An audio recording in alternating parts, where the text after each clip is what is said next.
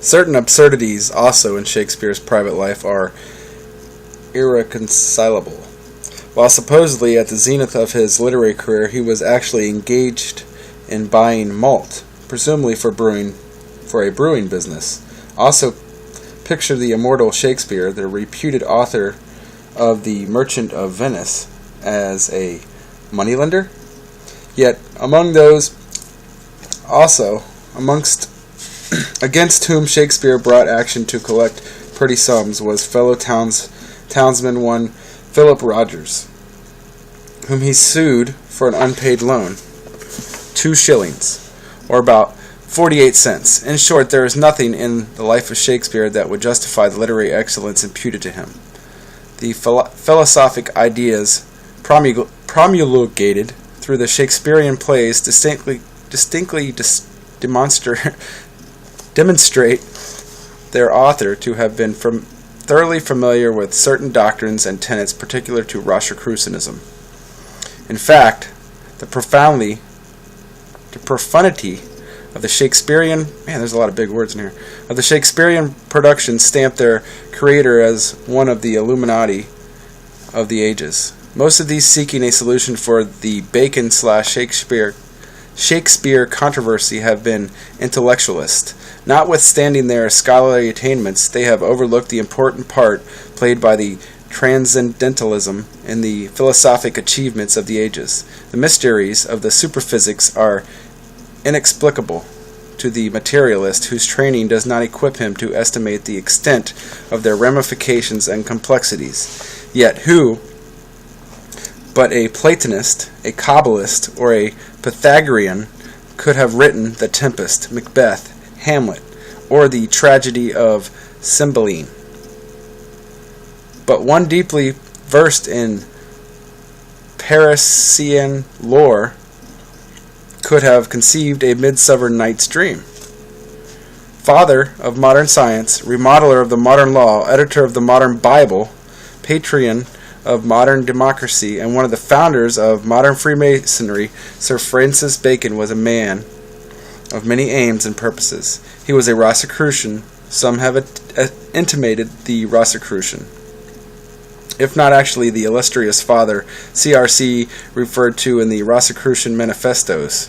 He was certainly a high initiate of the Rosicrucian order, and it is his activities in the connection with the secret body that are the prime importance to students of symbolism, philosophy, and literature. Scores of volumes have been written to establish Sir Francis Bacon as the real author of the plays and sonnets popularly ascribed to William Shakespeare. An impartial consideration of these documents cannot but convince the open-minded of this verisimilitude of the Baconian theory. In fact, those enthusiasts who for years have struggled to identify Sir Francis Bacon as true Bard of Avon might long since have won their case and had emphasized its most important angle, namely that Sir Francis Bacon, the Rosicrucian initiate, wrote into Shakespearean plays the secret teachings of the fraternity of R.C.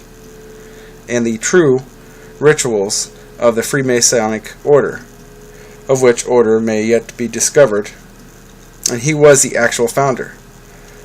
A sentimental world, however, dislikes to give up the traditional hero, either to solve a controversy or to right a wrong.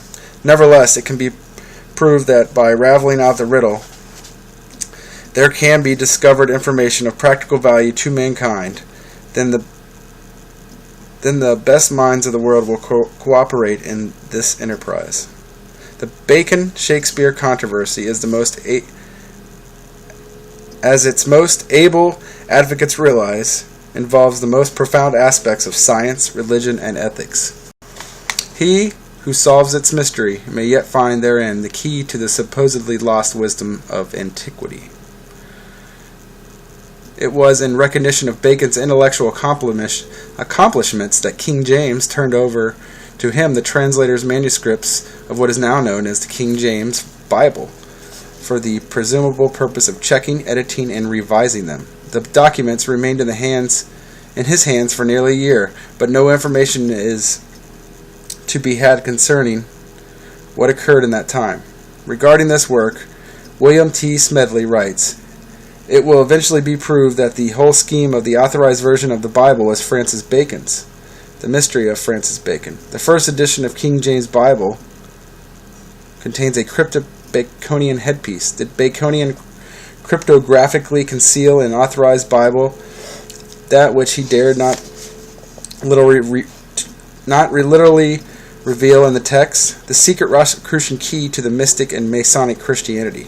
Sir Francis Bacon unquestionably possessed the range of general philosophical knowledge necessary to write the Shakespearean plays and sonnets, for it is usually conceded that he was composer, lawyer, and linguist. His chaplain, Dr. William Raleigh, and Ben Jonson both attest to his philosophic and poetic accomplishments. The former pays Bacon this remarkable tribute. I have been induced to think that if there were a beam of knowledge derived from God upon any man in these modern times, it was upon him. For though he was a great reader of books, yet he had not his knowledge of books from some grounds and notions from within himself.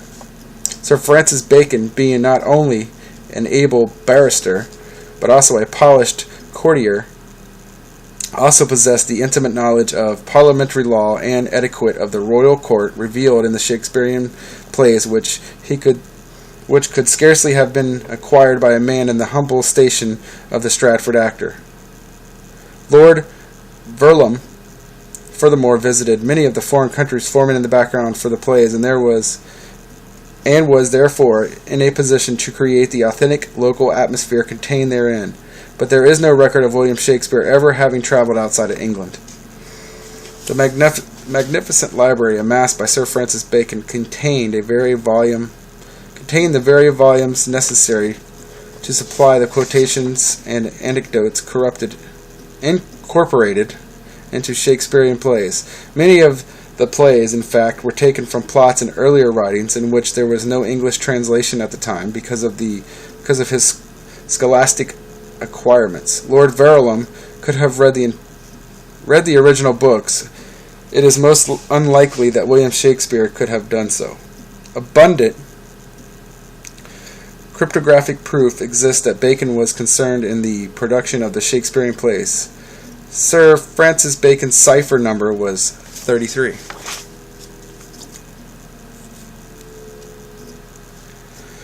In the first part of King Henry IV's the word Francis appears 33 times upon one page.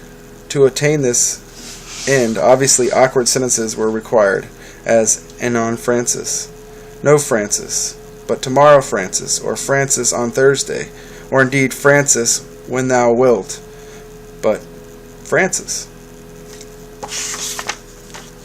Though Shakespeare folios quartos occur scores of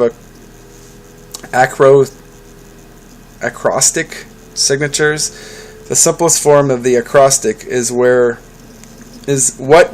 a name, in the instance Bacon's, was hidden in the first few letters of lines. In The Tempest, Act 1, Scene 2, appears a striking example of Baconian acrostic. Quote, "Begun to tell me what I am, but stopped. I left me a bootless inquisition, concluding, stay, not yet." The first letters of the first and second lines together with the first three letters of the third line form the word Bacon. Similar acrostics appear frequently in Bacon's acknowledged writings.